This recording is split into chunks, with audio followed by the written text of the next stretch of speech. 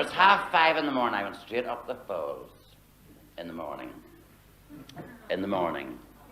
Up the Falls. Up the Falls in the morning.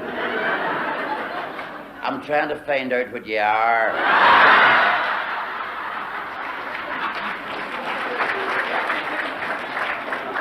You wouldn't know these days. And the only thing on the Falls Road at that hour of the morning was a crowd of soldiers going back to their own beds. And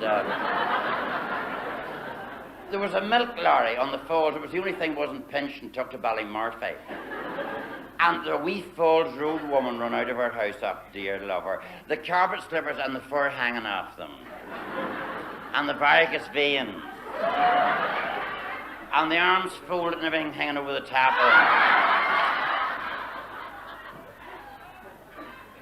And she run over to the milkman, she says, give me, she says, 2 pints and 24 empties. And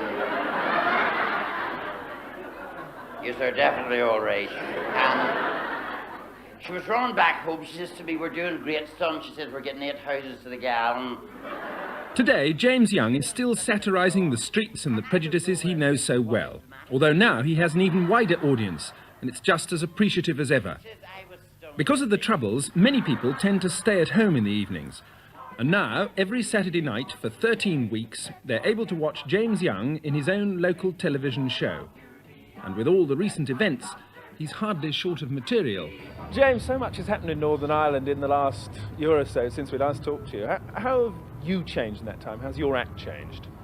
My act hasn't changed at all. You mean in as much as that I go everywhere and talk to everybody? It's still the same. The people are still the same. The situation might have changed, but people are people all over the world. You know, people don't change. Is there anything sacred here? Anything that you can't make jokes about? Not as far as I'm concerned. No, nothing at all. Because every side gets it. It doesn't matter who you are. You could be Bernadette Devlin, Jerry Fitty and Paisley. They're all the same to me. They're just human beings and sometimes slightly ridiculous. Mr. Whitelaw? Is slightly ridiculous. You know, if you don't continue to laugh, if you don't retain your sense of humour, if you take all the politicians too seriously, I think you go mad. You must keep a sense of proportion. I think it's the only safety valve we've got left is a sense of humour. But how do you get away with it? How do you get away with making anti-Protestant and anti-Catholic jokes to mixed audiences?